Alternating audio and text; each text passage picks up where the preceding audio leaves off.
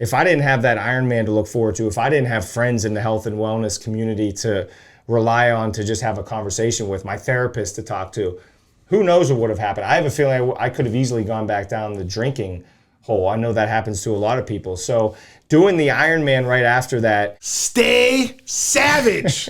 That is who I'm with today, man. Meet Matt Scoletti. He's an entrepreneur, author, motivational speaker, philanthropist. I can't even say that word, by the way. But he's driven to improve the lives of everyone who he comes in contact with. He's a recovering functional alcoholic. I can't wait to tap into that a little bit more.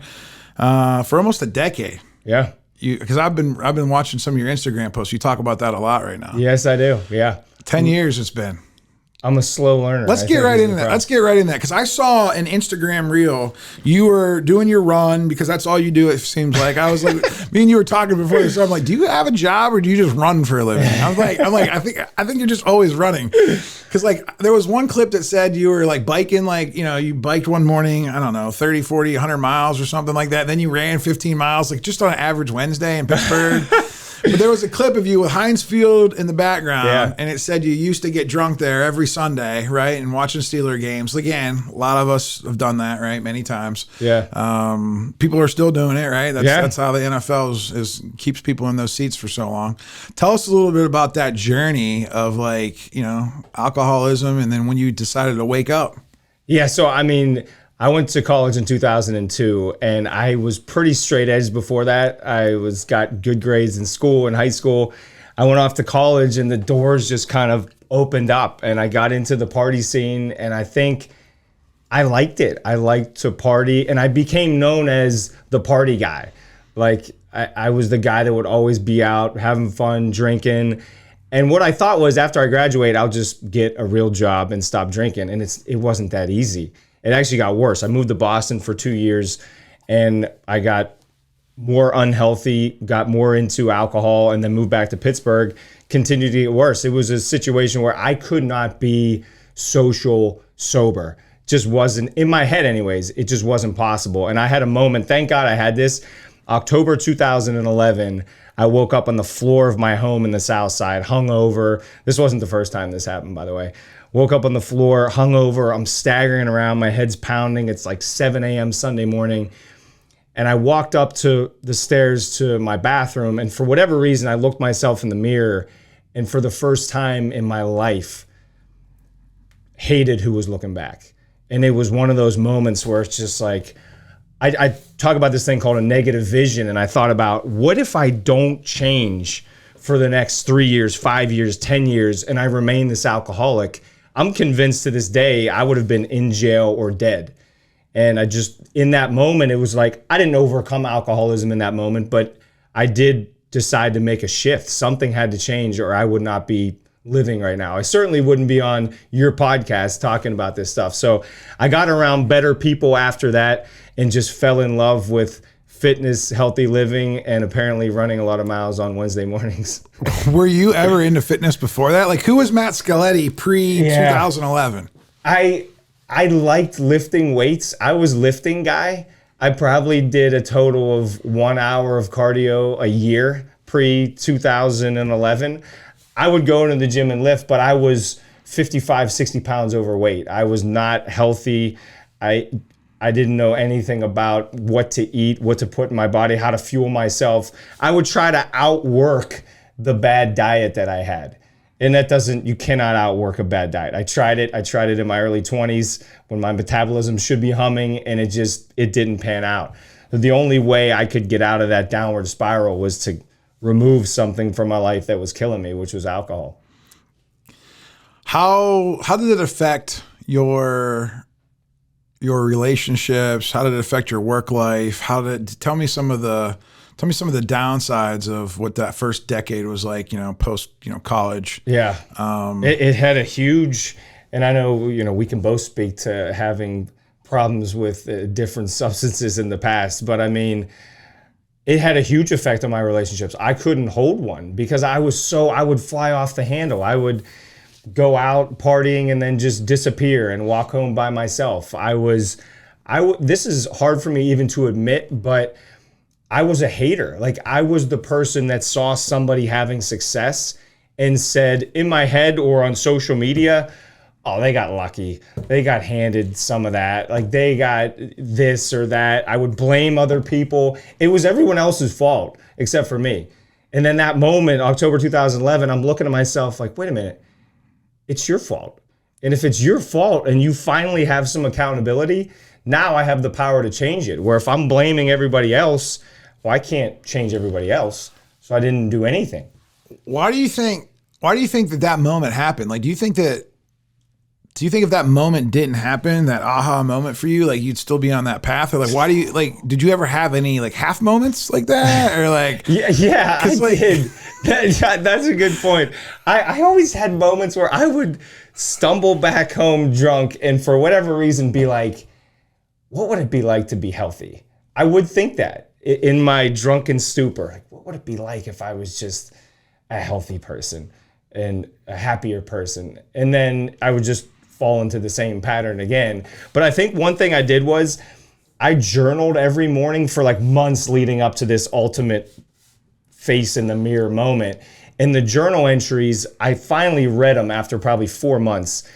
And it was hard to read because they were all the same. Every journal entry was something like, I don't want to do anything this morning. My head is pounding, because I would drink Wednesday, Thursday, Friday, Saturday, Sunday, 5-6 nights a week, hungover every single morning. Every journal entry was more depressing than the one prior to it. I read them all and I'm just thinking, this cannot continue forever or my life will have no meaning. And that all of that moment kind of came together into one, and it was just go time. So a lot of people have similar stories, right? Where, especially with alcohol. I mean, like, that's no, because that's the legal drug in America, right? You can just go into any bar, you can get all tuned up as much as you want to go to. That luckily, in Pittsburgh, I think they shut them down at 2:00. Yeah. There's some places it's all night, right? Vegas is like, 24 hours, right? Like no stop. No, I've made mistakes out there. No stopping. Yeah. It's one thing to like wake up and say you're going to make a change, right? It's kind of like me with like my diet and my exercise, right? Like I've always struggled with my weight. And I know that it's a mental thing from somewhere way back then. It's one of the last things that I need to overcome, right? And I'm looking forward to hanging out with guys like you. But it's like, people start diets, they stop diets, people try to stop drinking, they start drinking, right? What was it like for you? What was your process of like trying to just stop, right? Because no, that's a great question. And there's so many great points at what you just said. I love the idea that you are the general of your own army. So you control the people that you spend time with. And I love how you said, because I did the same thing, if you want to spend more time with guys like me, because I'm a health nutball, that's what I did. I got around, without knowing it at the time, I got around healthier people. And when you're drinking 5-6 nights a week, you're hanging out with people that are drinking 5-6 nights a week. Then I shifted, started getting up earlier in the morning, going to bed earlier, going to the gym in the morning and meeting those people. And that became my new army. I started getting around the healthier group of, like, if I hang out with you, I'm going to have a more entrepreneurial mindset. I'm going to have energy out the wazoo because you bring it from the second I met you. Your energy level is insane and it's just so contagious. I feel like I'm probably going to go run home after this, leave my car in the parking lot. But like, you become like the people around you. And I became like these healthy people that I started to surround myself with. And I think anyone listening to this, it's a great idea to identify who you communicate with the most. And Jim Rohn, Tony Robbins' mentor, says you are the average of the 5 people you spend the most time with. And I believe it. Who are the last 5-10 people you've texted with? Are those people that you look up to, that encourage you, that push you? Or are they people that are fun suckers and they bring you down? To answer your question, without knowing it, I just started to trend in a direction where I got around people that were living this healthier, more upbeat, more savage lifestyle, and I became more like them, and I began to love it. Did you already know these people, or like did you have to go find these people? No, I didn't. Or was it was it awkward? Like they're like, hey buddy, can we go work out together? I'm sure I created many awkward moments. I'll tell you one awkward moment that turned out to be a great thing.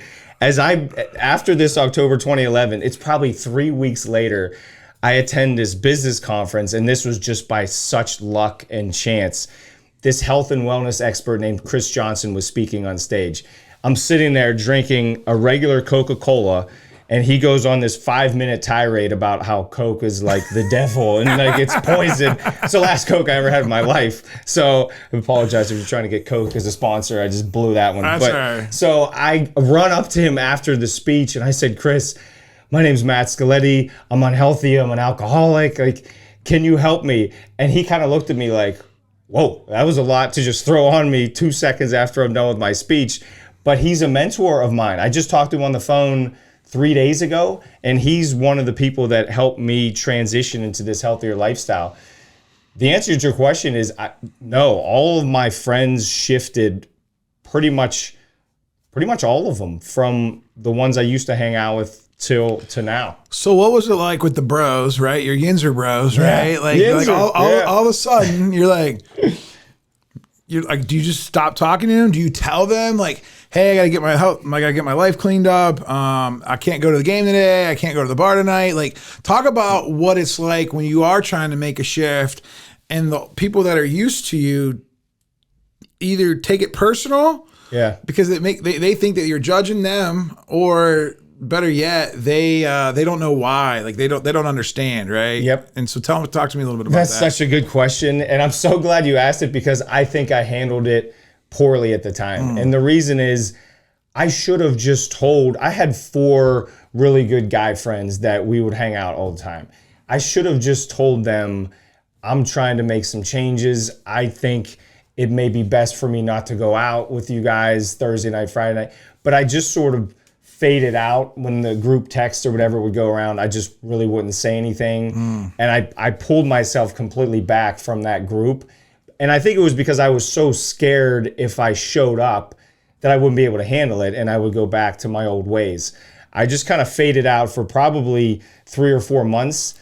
Once I got a handle on this is a decision I'm making longer term, I would go out sporadically with them and just pull the old, like, you get a club soda and tell them to put a lemon and lime in it and give me a little straw to make it look like I'm drinking. Well, 10 years ago, that wasn't cool. Now, sparkling water. Yeah, I know. I was ahead of the times. Yeah. Oh, yeah. You were a visionary back then. I was. Yeah. I should have started the company. Should have started Liquid Death, baby. That's a sponsorship we can get behind. Liquid Death. Yeah, that's good stuff. I love that stuff. I do too. So what was it like for those guys? Like, did they feel like, did they make fun of you? Did they clown on you a little bit? Because I know how guys are, right? Yeah. Like, they clown on me for sure. Yeah. Oh, drinking water. Oh, yeah. Come on, man. I still get made fun of, like in a, I think, a harmless way. But I'll give you an example. I just turned 40 a few weeks ago. My family, I mean, this isn't poking fun. I think it's just funny. For my birthday cake, they brought out a plate of like broccoli, spinach, and carrots. It were like, put a candle in it. Here you go. Here's your birthday present.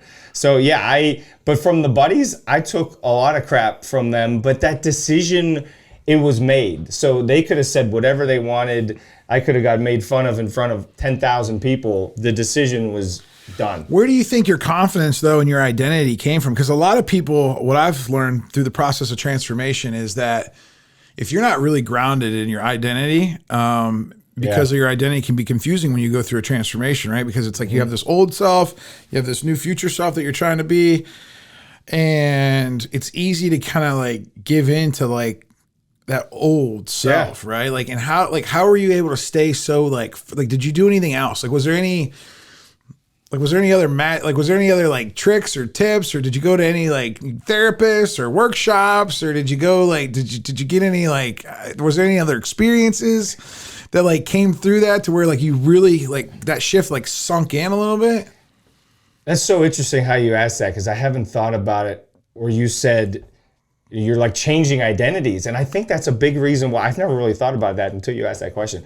Maybe that's why I changed a lot of the friends, because they knew me as this old identity or how I identified. Like Frank the Tank, right? Yeah, like that was that guy. I was absolutely that guy. I'll do one, and then 30 later, I'm passed out on the couch. Look at me! Oh, yeah, like that. I was that guy. Yeah. Oh, it's so embarrassing, but it's true. I can kind of see, like, because I can see your personality, right? Like, personalities don't usually change that much. Now, you can use that same personality for good or evil, right? Yeah, you're right. And I can see, like, yeah, you'd be the fun guy at the I was party. fun for a while until and then, you know what, to that point, too. I mean, I was fun to a certain point, and you hit 7, 9 beers, whatever it was, and then I'd hit 12, and then I'd just become a jerk. Okay. And that would happen too. So I think I started to realize the effect I was having on other people. And especially like romantic relationships, saying things you regret. The next day you get the text like, why'd you say XYZ? And I'm like, I don't even remember saying that. So to answer your question though, I mean, I think regarding the shift that I made, I started to also put something on my calendar that scared me. I got into the men's physique. Don't judge me when I tell you this.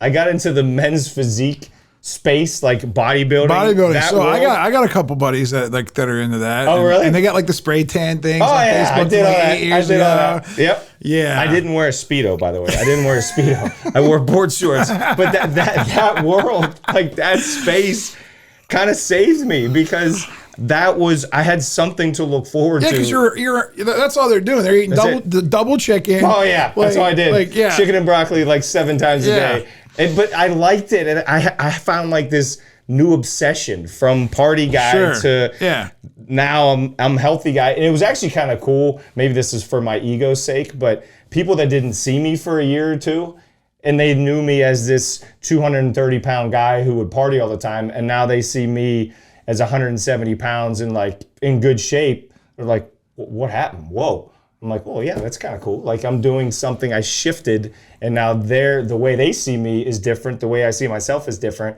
And it became an obsession that keeps rolling. I can't stop it. I cannot stop it. Man, you said 2 things in there. The first one I want to touch on is when you so you went from the addiction, I'm going to just call it that. Like you went from addicted to drinking and partying. Yeah. And then you went to addicted to health and the gym. I think about this all the time. Yeah. Let me ask you this. Do you think that that's okay? And I want your thoughts on that. I want your thoughts on that. I want to be completely transparent. So I talked to my therapist about this. I've had one for like 3 or 4 years, and this is a topic of discussion. And what we talked about, this just happened recently. If I'm not injuring myself or pushing myself to the point of hurting myself or others, then it seems like it's an okay addiction. And I've injured myself. I tore my Achilles once being an idiot running way too many marathons in a row. But I think that's the only time I've done something to negatively affect myself or those around me, which I don't think I negatively affected people around me. So I think about that a lot because I know that I am addicted to it, but as long as I'm not hurting myself physically or mentally, I think it's okay. But the balance of life is where it gets interesting too. Like it can hurt social situations. Like I'm going to bike a lot this weekend ahead of an event I'm training for, and I'm going to miss out on Saturday night events. Like one of my friends is having a party, not a party, like a get together at his apartment, and I'm not going to go. So I think this idea of balance, I can be out of whack sometimes because I'm so obsessed with. Because you don't have to keep biking and running hundreds of miles to like stay like in healthy shape, right? No, that's true. Because like I listen to Alex Hormozy, and I know we talked about his book, and like he said he built himself up to the way he looks now, but he can maintain that 2-3 days a week, as long as and he knows how to like pick around his diet a little bit to kind of just make sure he doesn't like look like me one day, right? Like so, like but there's got to be that balance, right? So then that way you can do other things. I don't think there has to be. I think it's a choice that you have to make for your life, and I would like to know the blind spots because some people can see you and they'll check you out on Instagram. And they're going to be like that's all he does. Like he doesn't do anything else. Like he just like runs and says, "Stay savage." And like I love saying "Stay savage." It's awesome. No, it's cool. That's a great tagline. It's great for the personal brand and all that. And it does motivate people. Like, for instance, like me, like if I want to go hang out with, if I want to improve my fitness, right? I want to go hang out with you.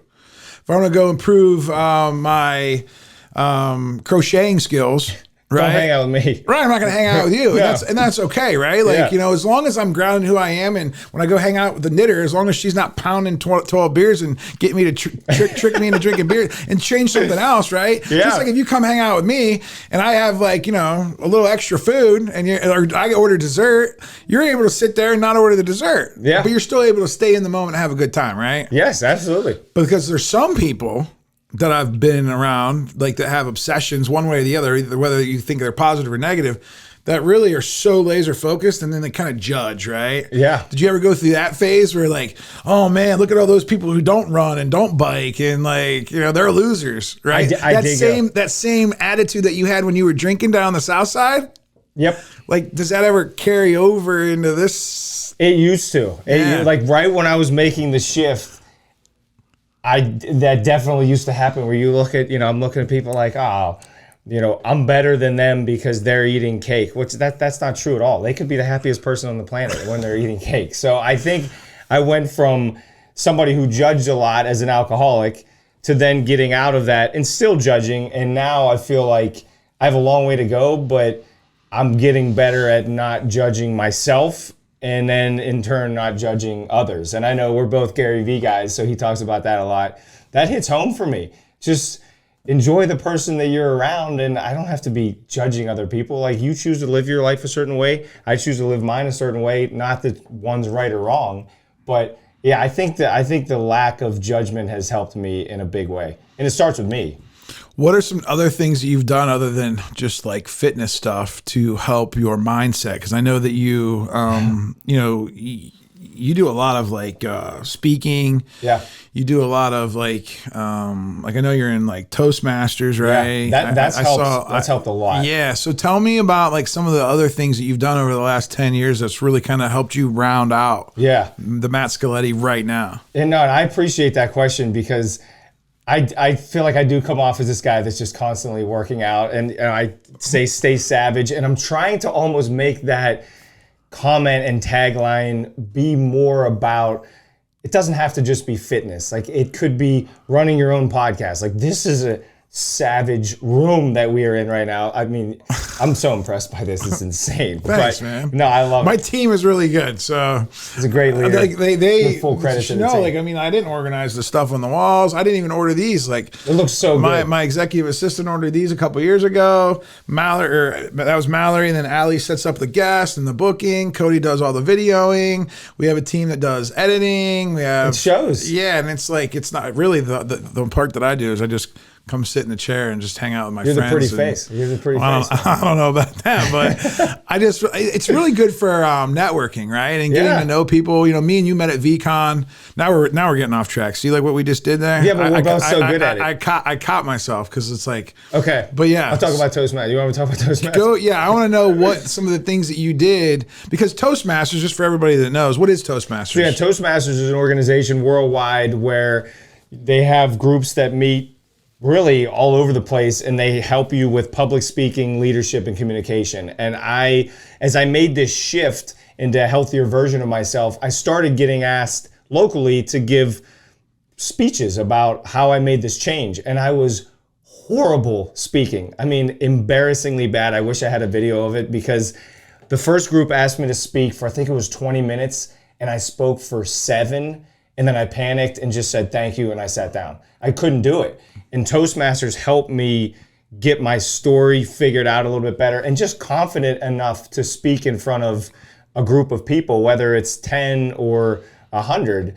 And that's helped me in a big, big way. So I think anything that gets me out of my comfort zone, a lot of times it does involve physical fitness, but public speaking, one of my best friends just asked me this. He said, what was harder, overcoming an alcohol addiction or being a decent public speaker? And I had to think about it. I don't know if there's a right or wrong answer, but becoming a decent public speaker took, and is still taking, 7, 8, 9+ years. The other thing I love to do, by the way, is jump in my cold plunge. For those of you that don't like cold water, I hate being cold. but I force myself into, we're supposed to do it this morning. Listen, we'll do it well, tomorrow I've been seeing the, you know, that's like the newest fad, by the way, cold plunges. I mean, I know Wim Hof's been around for a long time. Yeah, he has. But now it's like mainstream, where it's like almost like an iPhone. Like everybody's gonna have a cold plunge. Here, right? Do you have one yet? Do you have a cold plunge yet? No, but we gotta get. We should have one right in the podcast room. I told him that we would need one back in the warehouse. I thought that would be cool. Yeah, I think that's a really good because idea. we even like have a shower. There's a shower back way in the back. I said that we should have like a cold plunge back there because we got some guys here that would, especially some of my roofer guys and the service guys. Oh yeah. Plus they'd have contests who could stay in the longest. That's the problem. Like as the guy, the male ego that's is like the addict. The addict. That's so true. That's so true. How long can you? Me and one of my best friends do this, and I came in here with a sweatshirt because I was still freezing from being in there for like 7-8 minutes. And there's a threshold where you don't want to be too stupid, but yeah, that's what it is. It's the addiction. I don't know. I think that addiction question is a really good one. If it's just managing that and just, how do you know when it's too much, right? Yeah, like that's in anything right. in life. I know. Because sometimes I think like I'm too much entrepreneur, too much business. Like it's all like that's all. Like I only want to be surrounded by business guys and like guys that are going places and like and it's like, yeah, well, maybe I need to balance that out a little bit because like I would like to be the guy that's like really well-rounded. Like the best dad, the best husband, the best entrepreneur, the best at fitness, the best speaker, right? Like all the things that I like to do, like I want to do everything well, but not to where like I do one too much to where like it's something else suffers. That's right. And I'm trying to get there, and it's definitely been a little clunky the last couple of years, but it's definitely much better. And I think the fact that you're even thinking about that with intentionality is huge. Like how many times what I did it, and we talked about it before we started recording. I just kind of floated through life for the first 30 plus years, having no intentionality with anything and just whatever. And there was nothing to be proud of. So I love that you're constantly thinking about that. What do you do at Toastmasters? I'm curious about Toastmasters because I actually just got invited to speak at a conference, and they on the application they said, "Are you part of any speaking groups, public speaking groups?" And then preparing for this podcast, like I already knew, like, and I've heard of other people say Toastmasters, and I, believe it or not, this is how dumb I was back in the day. I always thought Toastmasters was like a drinking thing. Oh, I'm sure a lot of people I was like, hey, toast. We still like, I didn't know what it was. And like, I still don't understand how they came up with the name, but that doesn't matter right now.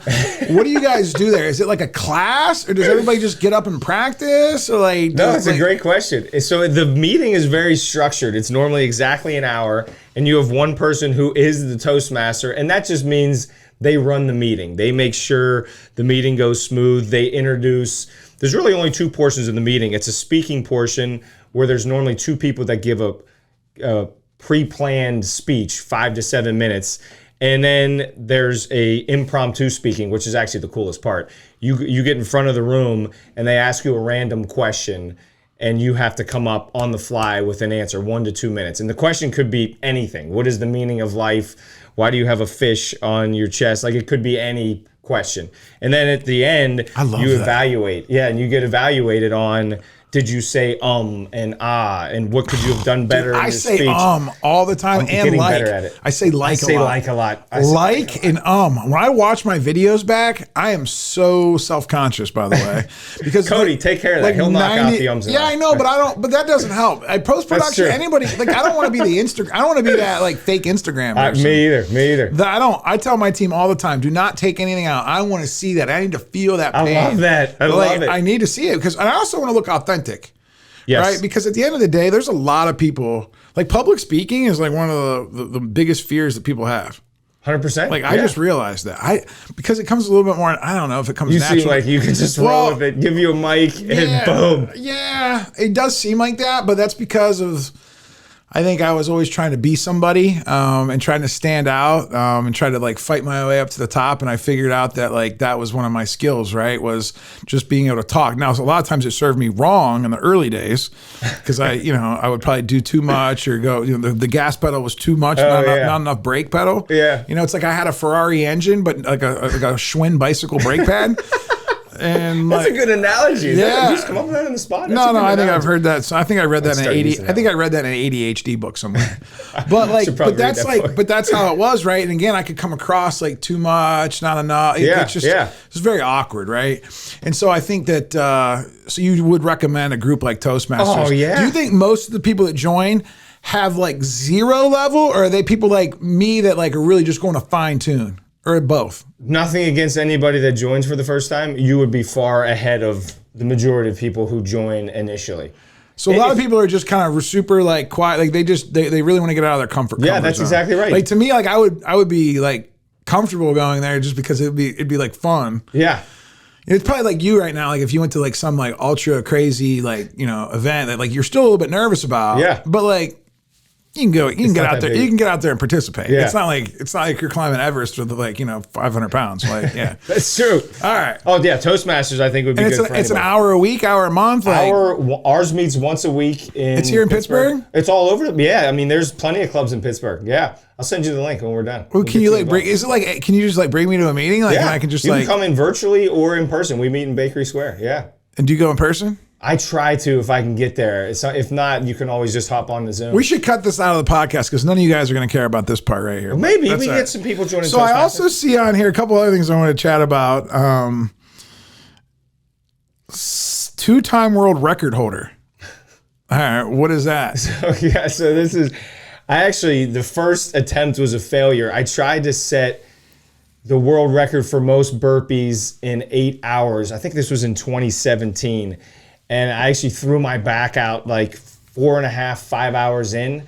And it was, that's a long time to be doing burpees. And people looked at it like, that's a lot of burpees in 5 hours. But I looked at it like, that's true, but I want to set the record. I want to set the record. Tried it again, and it wasn't in the cards. So there was another record.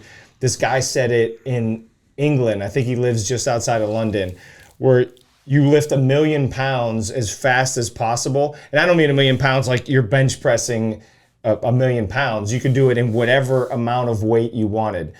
So there was 4 different exercises you could do. There's a bench press, shoulder press, lat pull down, I think low row. And all I did was 50 pounds for all of those exercises. And I think he did it in something like 10.5 hours. So I set a goal to do it in under 10 hours. And this is in 2017. Same strategy as he had? Similar like, strategy, like 50, yeah. 60 I actually pounds? contacted the guy and he responded. He almost like coached me through it, which I thought was really cool. Yeah, I told you what not to do, what to do. Yeah. I'm wondering, like, is he just telling me this to get me to screw up so then I don't get the record, or is he giving me real? But the guy is awesome. He gave me legit great information. I started on the process, the journey. I was ready, trained. I was probably 7 hours in and my forearms just completely gave out. Anything that was a pulling motion, I just couldn't do anymore. Basically, the last 2.5 hours was strictly bench pressing 50 pounds over and over and over again. But I did beat him by like 27 minutes, something like that. And then I think he actually beat me like a year or two later, which I have not gone for. Did you go when so 50 pounds? Obviously, it's not that much, but I'm sure over a course of hours, it probably feels like it for. It feels horrible. Now, is the strategy to go fast, or you just go at a steady pace? Like, is it like you go like that, or do you like? It was like a steady pace. Yeah, it was like, a pretty slow. Like I had. There's gotta be like a line somewhere where it's like a speed and. You're right. Yeah, and I think too quick would have gassed me out, and too slow would have probably been too much time resistance. under. Yeah. And so I think I did find that with the middle line. I found the flow, and it was extremely painful, but I was blessed to be able to do it. And the guy who coached me through was awesome. Tell me about your podcast, Living the Dream. So we just rebranded. This would be a good lead-in. We just rebranded it, which I have to have Savage in the title now, right? Oh, it yeah. started out as Living the Dream in 2017, and then this Savage word kept coming up. So I'm like, I gotta own this. Now it's called Average to Savage Podcast, and you will be on it. And we're shooting in this room right here. I'm excited. Within the next month, just invited myself back. There you go. Yeah. So Average to Savage Podcast. Basically, anybody that has taken any area of their life that was below average or average. I know I was way below average for 10 years and just made something of their life in an inspirational story. I interview people twice a month. We do interviews, and twice a month I do a solo episode where I'm talking about health, wellness, motivation, inspiration, sharing a story or something to help people just get them moving, get them excited about life, get them enjoying life more, because we go around one time. We got to have some fun. I don't need to tell you that. Have the most fun of anybody I know. Yeah, so Average to Savage podcast. What is your, like, why, like, okay, so you've done all these cool things, you keep living life. Like, what is your greater purpose? Like, why do you do what you do? Yeah, that's a really good question. I think about this a lot, and I have a feeling the way you asked that, you do too. I think there's two things recently that have been driving me, and the one is, what are we capable of? And I did an event where we trained with the Navy SEALs like a month and a half ago, and it was 55 straight hours of training. It's a 95% success rate of people that pass this get through Navy SEAL training. And a lot of people wanted to become Navy SEALs. Really serious training. And I got through it, and I've made some really good friends out of it. I just thought, I just got through that at 40 years old. What else am I capable of? And it doesn't have to be fitness and just beating yourself up, but how big can the podcast get? How big can your podcast get? What more are we capable of? And I think in that same line is, how many people can I positively impact? And it seems like you're a very similar mindset of that. I get more joy. We were talking about this with like marketing other people. I get more joy out of seeing other people succeed, I think, than I do my own self. And so I started hosting these Savage Adventure Camps. We're going to Colorado, actually. I don't know when this is coming out, but we're going to Colorado September of 2023, and another one in Pittsburgh in March of 2024, where... There you go. Talk about that one in March. There you go. March 2024. If you want to run 4 miles every 4 hours for 48 hours, come with us in March 8th to the 11th, 2024. It's going to be awesome. We did it last year. We had 25 people do it, sold out in like 2 days. And it's just, I love seeing and helping people get out of their comfort zones and building community. When you see these people, including myself, push further than they ever thought they could go, and meeting other people that want to do that as well, it's not just physical. It maps over into their business. It maps over into their family life. What are they capable of with their family? How good of a dad can they be? How good of a spouse can they be?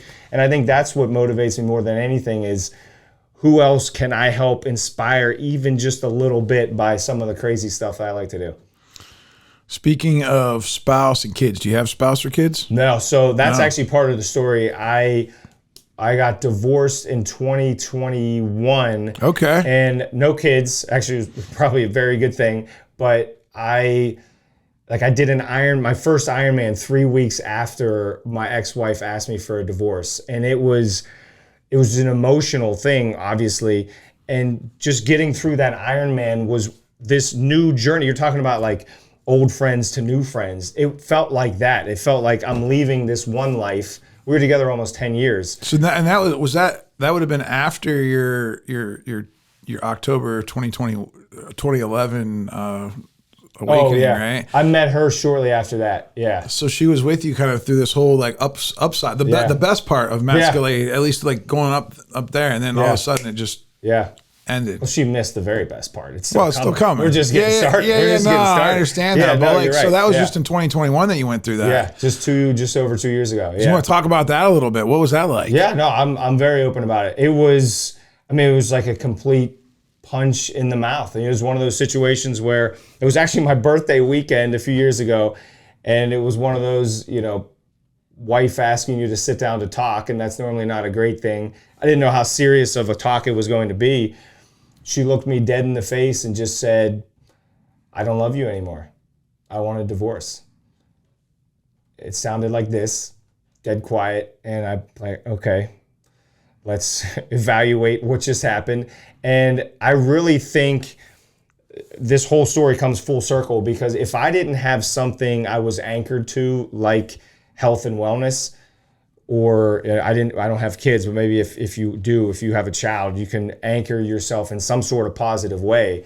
If I didn't have that Ironman to look forward to, if I didn't have friends in the health and wellness community to rely on, to just have a conversation with, my therapist to talk to, who knows what would have happened. I have a feeling I could have easily gone back down the drinking hole. I know that happens to a lot of people. So doing the Ironman right after that, it almost motivated me even more to just show anybody going through a really tough time, whether it's divorce, breakup, loss of a family member, there is life on the other side.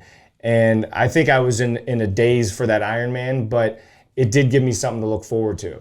So it's like another new version of myself is emerging, and it has been for the last 2.5 years. When you look back on that relationship, do you think there's anything you could have done differently? Do you think like give me the look back on something like that, because did that just come out of the blue, or did you have a feeling about it, or like? I mean, things weren't going great. Yeah. But I didn't feel, at least at the time, it was that. What do you recommend for couples out there that are? That's a really good question. Yeah, give me some. Yeah, I think so. All I can do is clearly speak from my perspective and thinking about what I could have changed. I think communication is just so key, and again, I'm blaming myself, having difficult discussions when they come up. Like if there's something on your mind and you're thinking about it and you've been thinking about it, just bring it up and share it. Because I think a lot of what happened with us is, and this is a cop-out, but COVID made it a little bit tougher. I think all COVID did for us was it sped up the divorce process. I got divorced at COVID. Oh, yeah, you did too. In 2020, yeah. Because you're spending, we spend every waking hour with one another. Yeah. And I think if you love one another and things are great, they'll get greater. But if you're struggling, then it could happen. It's like meditation. COVID was like a big form of meditation. Like you got to get real still, you got to get real quiet, and then you kind of look around and you're like, oh, this is the life that I'm living, right? And then yeah. Yeah, that's. And then we're action takers. Obviously, your wife was an action taker. Yes, she's the one that participated in that action. It sounds like she did. But when you look back, like, did you have any regrets? Like, do you look back and say, and again, I'm probably just making stuff up right now, but say like, it now. Did you not pay enough attention? Were you out doing your thing? Was it like because I know in my life that I've been too selfish. I'm sure there was a lot of that in mine too. And then like, I didn't give enough attention. Right. And sometimes they could feel lonely. Right. And I read a book called Radical Husband. Oh, I never heard of that. Read that book. It's a quick 3-hour read, and you can listen to it. The guy's awesome. Okay. And his wife asked him to like leave, and they didn't get divorced, but they said separated. And he talks a lot about in there when he got real still about what he could do, because you can only control you. That's right. Right. Yeah. Like you know that from all the training and all the mindset stuff. And it's like, and same thing with our, the main relationship with our spouse, our kids, our team at work, our friends, right? We can't control all that. Like everyone's all going up and down on life, right? Yeah. All we can do is figure out what we can put on our inputs, right? So I've learned that. I'm still learning that, right? It's always a work in progress. But, me too. It was like, so how you guys friends? Do you guys like not talk at all? No, it's still pretty savage. Yeah, I'm pretty. Yeah, no, I mean, I guess with no kids, you don't have to talk. Yeah, we so don't. That's kinda, so we like if I ever ran into her, I mean, I would. I think she still lives in Pittsburgh. That's how little we. Wow. No, but I mean, if I saw her, it's all. I would definitely say something. I mean, we had 10. 8 out of the 10 years were really good years. So I think when I look back, I mean, thinking about your question, I think it was. Part of it was prioritizing. When we started out, and I'm sure this is anybody, you fall in love and that other person is the top priority.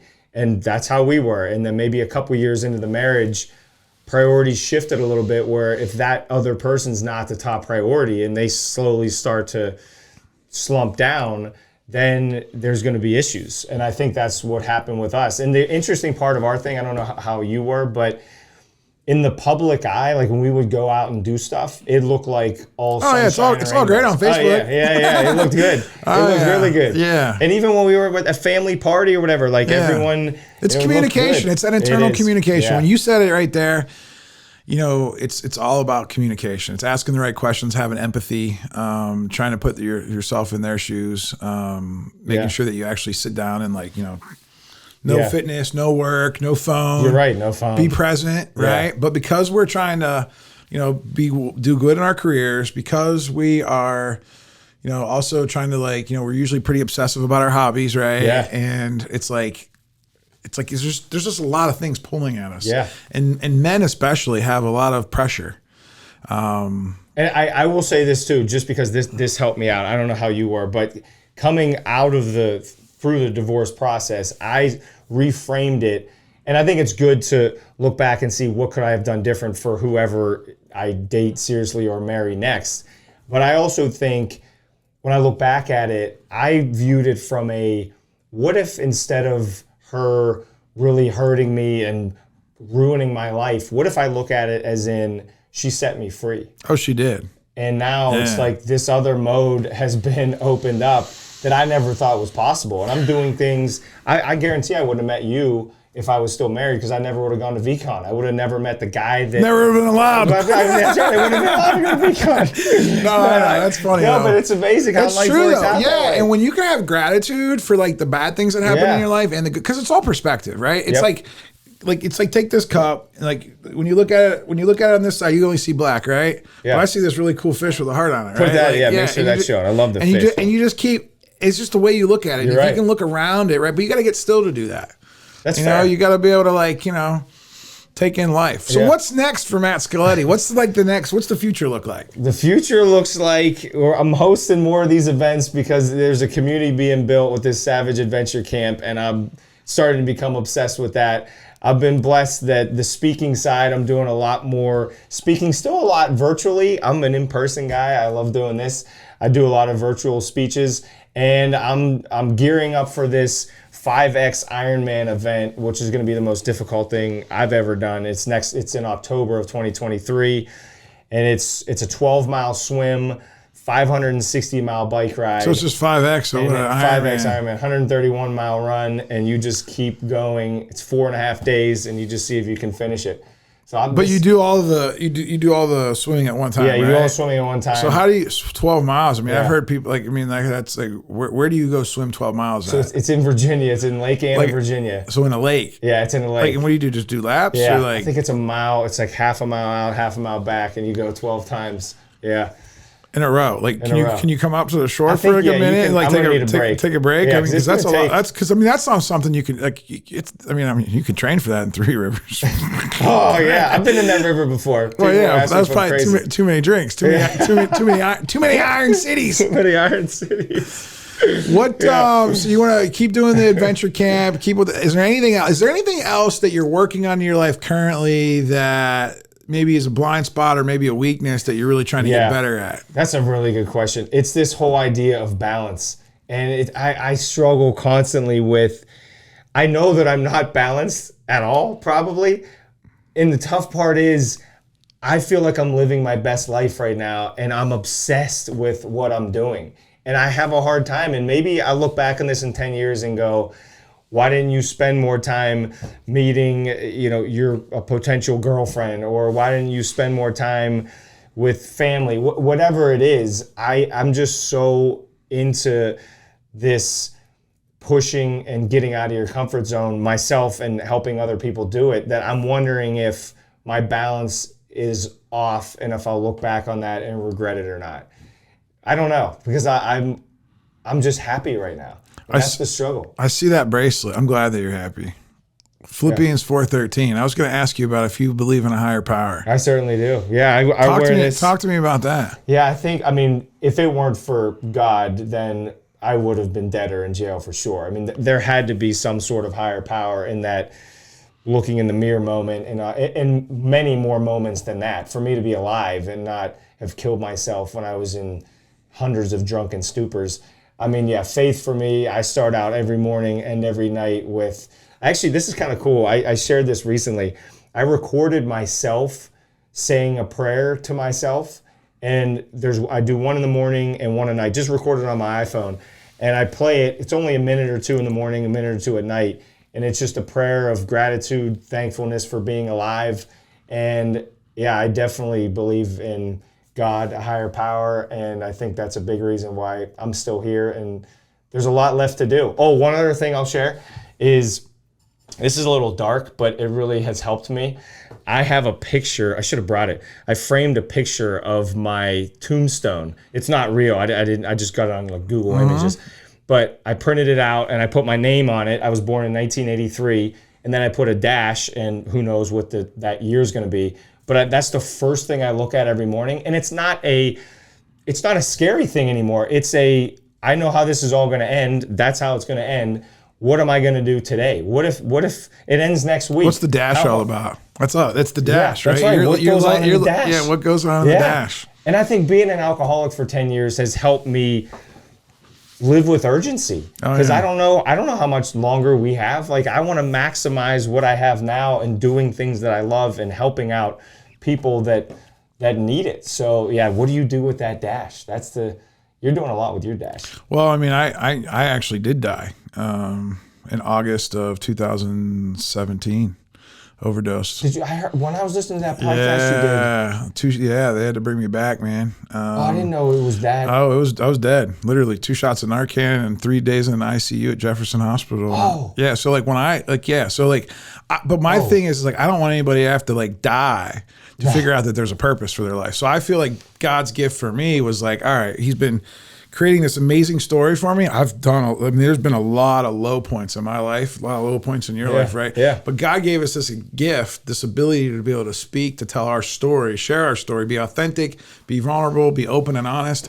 And I think like, yeah, but like when you're young, it's like you say, "Oh, we got to do it now." Like we got to do, like who are we? What we got to be successful now. Yeah, it's like, no, you're right. When you look at that tombstone, it's like, all right, first of all, how many people are going to come to our funeral?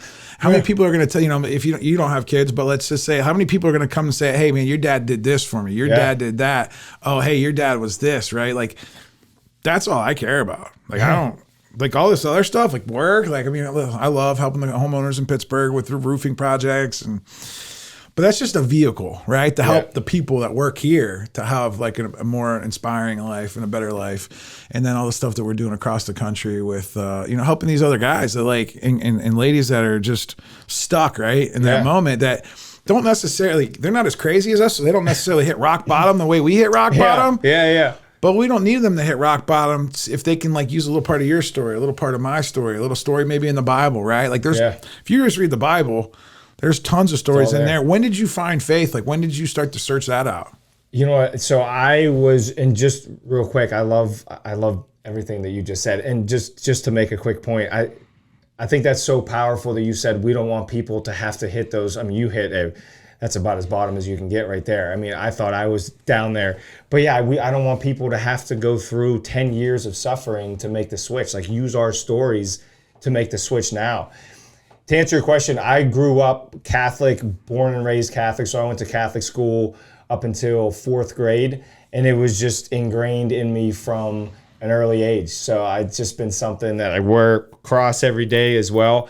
And yeah, I think just believing in that higher power and in God, and it gives me gratitude. It makes me feel more alive, and I think it makes me want to help out other people even more. So yeah, I hope that that's something I always believe in and trust. I mean, going through divorce, there was a couple weeks, it was a short period of time, but I would go back to church and almost just think, should I be here? Like, is it okay for me to be here? I know I went through something that, is frowned. Like, there was a certain embarrassment almost when, like, going through divorce. But I'm like, you got to keep going back. Like, this is what's going to help you through it. And I think God, with alcoholism, divorce, injury, if it weren't for him looking down on me, things would not be as good as they are now. So what I know about God is God hates the sin but loves the sinner.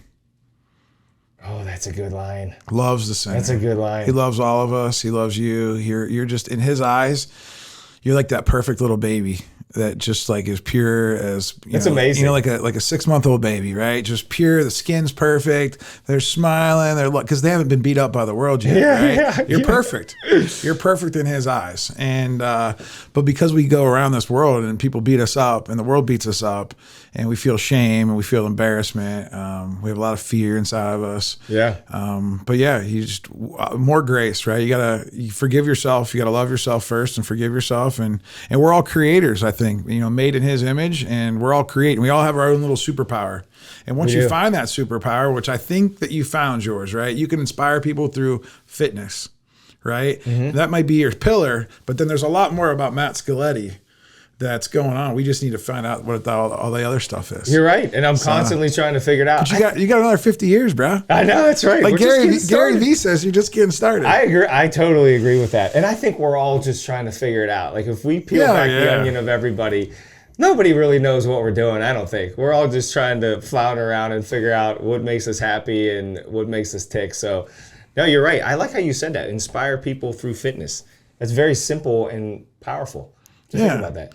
Yeah. I mean, you're so much more than that. It's just, that's what's going to attract a certain, because you're not going to be able to help everybody, right? So you're going to be able to help people. Like I told Brittany this morning, I'm like, if I start getting up like at 4 a.m. and I start heading down, because do you live down in Pittsburgh? Like I live in the Strip District. You live in the Strip District. I'm like, if I start going down and hanging out in the Strip District and you start seeing videos of me like trying to keep up with Matt Scoletti, I said, there's no way that he'll get bored. I mean, he won't like, he'll do laps. I'll still be like trucking along down there. I'll stop at, I want to stop at Pepe's down there or something that, Pepe's, or like, grab me a hoagie while I'm like doing a run or something like that. But no, I definitely want to get with you. I definitely need to do something. And I have I've had to control my circle of friends, right? Like, and when I left Ohio 13 years ago and moved here, it was like, cool, fresh start, right? Like, get out of that, But then it's like, all right. And then I got myself into, hanging out with people that just aren't doing things, right? And so now, but I've met a lot of people now in the national circuit through V-Friends, through the roofing industry, a lot of other entrepreneurs, a lot of other successful people.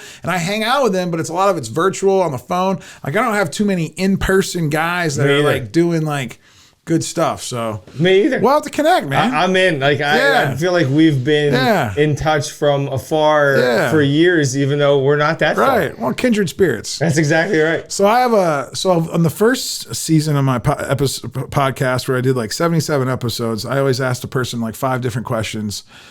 I'm going to do something different this season. Fire away. I want to know, like, and you have a podcast. I'm not assuming every guest I have is not going to have a podcast, but like, if you could be me, name 3 people that you'd want to interview. Like if not counting yourself. You don't count me. Like I appreciate that. That's a great question. Who's 3 people that you would love to interview? They could be famous. They could be not famous. Alive? Should they be alive? Yeah, let's make them be alive. Okay. Because again, I think you can manifest that, and I think that like because Gary Vee was on my episode to kick this season off. That's the coolest thing I've ever heard. Yeah, and like 13 years ago, I just started watching his YouTube videos. And I got to speak at his conference, right? Yeah. He's on my podcast. You're manifesting it. Like, yeah. And so I want to know, like, who's the people in your life that you're curious about? Like I said, it could be somebody that you know that nobody even knows. I just want to know 3 names. All right, 3 names. Here we go. Number 1. All right, we'll shoot for the moon. Why not start big? Number 1, Eminem. I'm a big Eminem Slim fan. Shady? Slim Shady himself. Marshall Mathers? Marshall Mathers. I want to baby. get him on the podcast. Yeah, I think the guy is an absolute genius, and I would love to just ask him some off-the-wall questions. I love that guy. Listen to his music constantly. See, if I was a good DJ right now, I'd already crank up like... Yeah, you could have the Way I Am on or something. The Slim Shady. Yeah. Well, I thought Cody was playing the song right there. Cody might. Yeah, we'll probably be able to dub it in. Number 2, he's on your wall, would be LeBron James. Definitely would want to interview LeBron James. I'm just a fan of how he leads people, and it just seems like he can help people level up in such a way that's so cool to see that.